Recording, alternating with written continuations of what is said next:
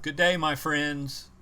I'm Kerry Dillinger. This is Bible Class Topics. You've tuned in to another lesson, this time from 1 Samuel 14, verse 16. We're going to talk about Jonathan, and we're going to put this one under an expository playlist, How the Lord Can Work for You.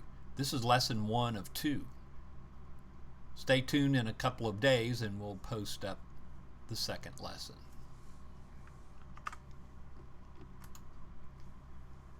The Lord is ready and willing to work for you.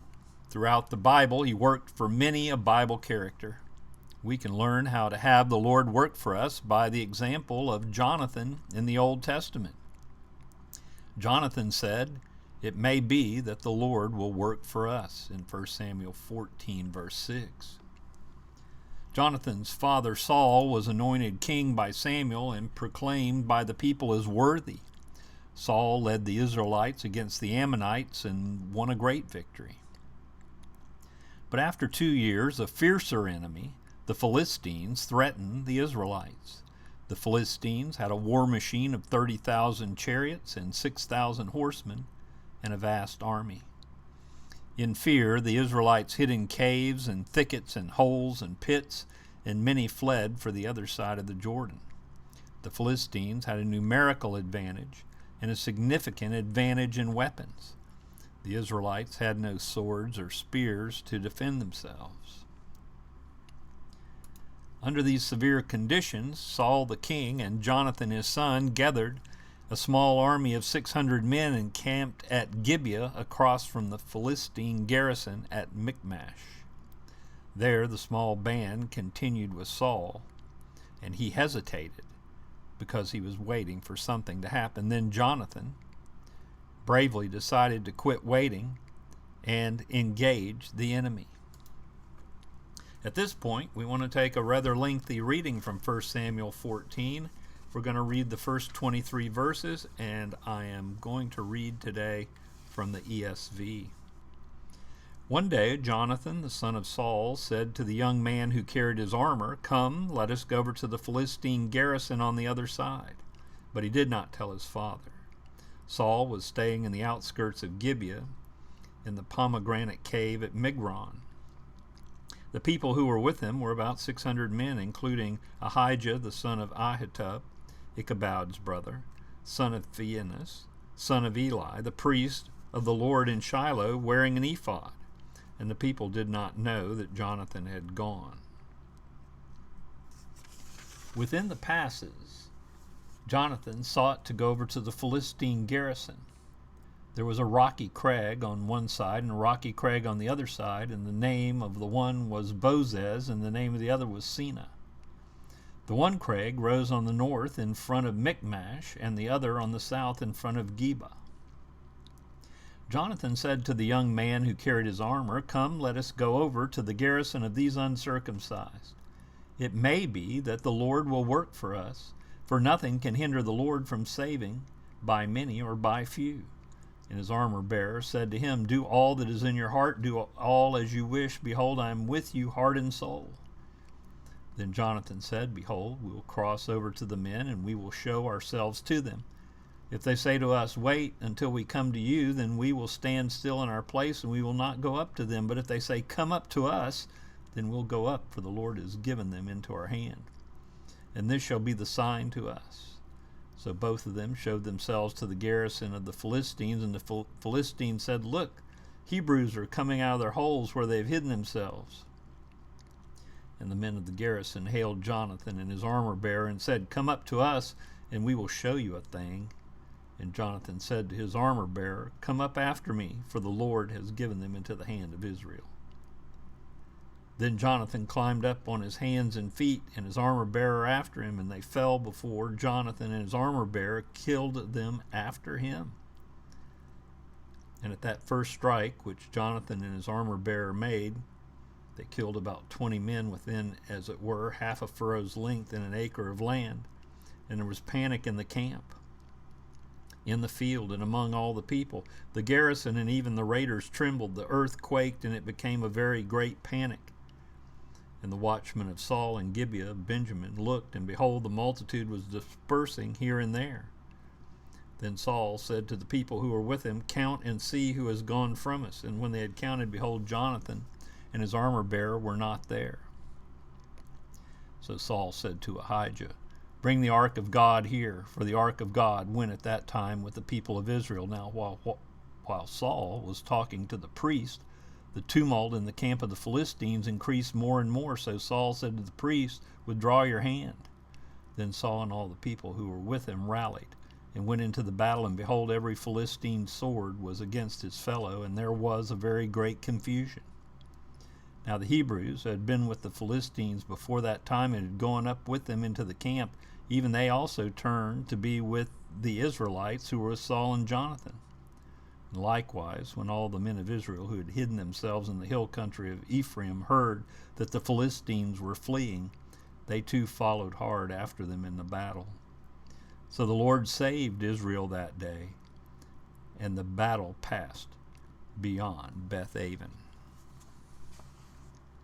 Thank you for being patient while we took that long reading. We have much to say in this lesson, and even a few more things to say in the lesson that will follow in a day or two. Please, Lord willing, that will be posted then, and you can continue studying this with me at that point in time. Well, let's talk about a few things. Notice what we just read in verse 23. So the Lord saved Israel that day. If we can find out how the Lord worked for Jonathan against the Philistines to win a great battle and victory, we can learn how the Lord will work for us today in our own struggles. We're going to suggest in this pair of lessons 6 ways. We'll look at 3 of those ways today, and in our next lesson we'll conclude it by looking at the other 3 ways. We're going to start out by talking about this. If we want the Lord to work for us today in our struggles, we have to go out instead of sitting down. Listen again to 1 Samuel 14, verses 1 and 2. Now it happened one day that Jonathan, the son of Saul, said to the young man who bore his armor, Come, let us go over to the Philistines' garrison that is on the other side. But he did not tell his father. And Saul was sitting in the outskirts of Gibeah under a pomegranate tree, which is in Migron. The people who were with him were about 600 men. Although the enemy was nearby, Saul was sitting under the shade of a pomegranate tree, resting and waiting and hesitating. Yet he was the king. He was the general. He was the commander-in-chief of all Israel. Meanwhile, his son Jonathan was out looking for the enemy, and he was looking for a battle. He was tired of the sitting, the hesitation, and the indecision. He headed directly for the Philistine garrison up a rocky hill. What a contrast we see between Saul, the father and king, and Jonathan, the prince, his son. The Lord worked for Jonathan because first Jonathan worked for the Lord. Jonathan put the Lord to work by putting himself to work. The Lord used the faith and courage of Jonathan to deliver Israel from her enemies. Here's a proverb that's not in the Bible, and sometimes it's true and sometimes it's not true. The Lord helps those who help themselves. Many people believe that is a Bible proverb, but it's not really. But in this case, the case of Jonathan, the Lord helped those who helped themselves. Jonathan helped himself, and the Lord helped Jonathan. Take an example. If you asked me to help you move a piece of furniture, but then just watched me as I moved the furniture for you, I was not helping you. I was doing the work for you. Many Christians fall into the trap of inactivity. Many Christians ask God for help but expect Him to do everything Himself. They excuse this by pointing to the fact that God will provide according to His will and in His timing. However, this is no reason for inactivity. As a specific example, if you need a job, then ask the Lord to help you find a job. But then be active in looking for a job. While it is in God's power to do so, it is improbable that God will cause employers to come looking for you. In the case of Jonathan and his armor bearer, the Lord helped those who helped themselves. In Matthew 9:29, Jesus himself said, "According to your faith, let it be to you." Too often we hear and we see Christians sitting, hesitating, and complaining. Sometimes we see ourselves sitting, hesitating, and complaining, saying things like the church isn't growing like it used to. Why don't we do the work that should be done? We just don't seem to be accomplishing much these days. Well, Jonathan's example shows us the solution. We need to stop sitting around and talking and complaining. We need to get up, get out, and get to work for the Lord. Stop spending hours making plans and spending little or no time getting out and getting work done. We need to stop waiting for someone else to lead the way and get out there and get busy. We can make all kinds of plans, but for the Lord to work for us, for our congregation, your congregation to grow and prosper, and for the enemy to be put on the run, we need to get up, get out, and get into the battle. We can't just sit around all the time in the camp making plans. That was Saul's mistake. Goals, of course, have their place. But when you spend hours and days and weeks and months making plans and never get up and do the work that needs to be done, there never will be a battle, and there never will be a victory. We could say, well, we don't have any defeats, but then again, we won't have any victories either. Jonathan knew where the enemy was and what needed to be done. He stopped sitting in the shade of the trees. He got up into the mountains and he fought the enemies. There's work that needs to be done. Some of it is physical work and some of it is spiritual work.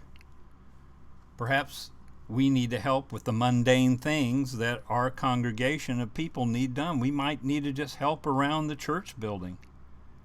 There's no need to sit around and complain about a room that needs painting or a pipe that needs fixing or a cobweb that needs to be cleaned up. I don't have to wait for someone to tell me to do it or a special day to work and clean up the building. If I am physically unable to do it, I can still hire the work done and go supervise and make sure that that work gets done. Well, other work that needs to be done, of course, is spiritual work. The spiritual work of teaching and visiting the sick and the shut-ins. Don't wait for someone to tell you or ask you.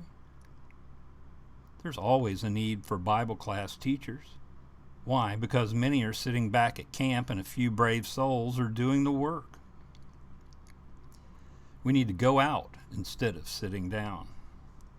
Secondly, if we want to follow the example of Jonathan, we need to recognize the Lord gives victory regardless of the numbers. 1 Samuel 14:6. Then Jonathan said to the young man who bore his armor, "Come, let us go over to the garrison of these uncircumcised. It may be that the Lord will work for us, for nothing restrains the Lord from saving by many or by a few." Yep, the Philistines had the 30,000 chariots. They had the 6,000 horsemen and an army as big as sand on the seashore, yet only 2 Israelites, Jonathan and his armor bearer, headed out to handle the Philistine garrison. Jonathan said, "That can't stop the Lord, so it's not going to stop me." But they were not alone. The Lord of hosts, the Almighty God, was with them. I've often heard it say by preachers that one person with God on his side makes the majority. So it doesn't matter how small a number my home congregation is. COVID has taken its toll on the attendance at our church, and it hasn't returned back to its original number yet. But it doesn't matter how small a number the congregation may be. However, in the eyes of numerous denominations out there in this city and county and state and world. Our little church is small and insignificant in number. In other words, in the eyes of the world, we are a terribly small group of Christians. However, in the eyes of the Lord, it doesn't matter how few or how many are in your congregation or in my congregation. Of course, it's easy to get discouraged and think that our congregation is far too small to reach and teach the gospel to our community. But our number doesn't stop the Lord. Why should it stop us? There's no restraint to the Lord to save. Jonathan said he may save by many or he may save by few. Jonathan recognized that the Lord could deliver Israel from the mighty Philistine army with only 600 men, or in the case of he and his armor bearer, by 2 men. It's time to stop reflecting on numbers and start reflecting on quality. There's no need to be discouraged at our numbers. We're not here for numbering. We are here to worship and work for the Lord. There can be a thriving in our congregation and growth in our congregation if we recognize the Lord first wants quality and not quantity.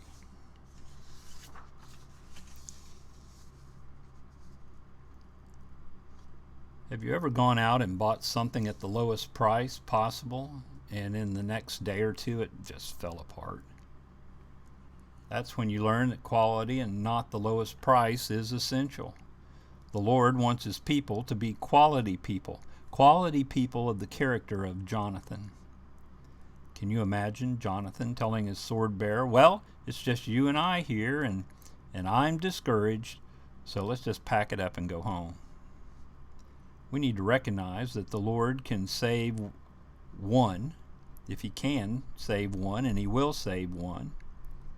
He can save with 100 or with 150, or in the case of my small congregation that I meet with, He can save with 40. He will work for us if we work for Him. The Lord will give us victory. The third thing we want to discuss in this part 1 of our series is we need to be ready to fight wherever. 1 Samuel 14:8-10, Then Jonathan said, Very well, let us cross over to these men, and we will show ourselves to them. If they say thus to us, Wait until we come to you, then we will stand still in our place and not go up to them. But if they say thus, Come up to us, then we will go up, for the Lord has delivered them into our hand, and this will be a sign unto us. Jonathan had 2 battle plans. He had plan A,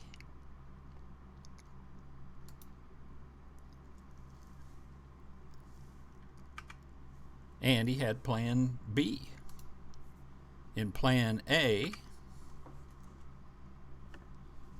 he was willing to engage the enemy here. And in plan B, he was willing to engage the enemy there. Jonathan was ready to fight the Philistines down in the valley or up on the mountain. He was prepared to fight the enemy wherever they might be. Well, the skeptic might have said, But Jonathan, you're forgetting about plan C. You know, plan C, run as fast as we can back to camp and get under the shade of those pomegranate trees. Well, Jonathan had no plan C. He had no plans to retreat.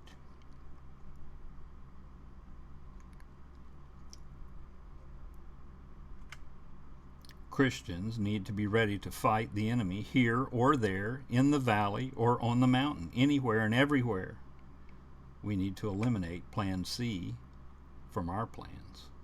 We need to eliminate any plans to take to our heels and flee. There are souls to be saved, and we cannot wait for them to wander into the building where we can then jump them and pour the gospel down their throats, and we must be ready to take the gospel wherever lost souls are.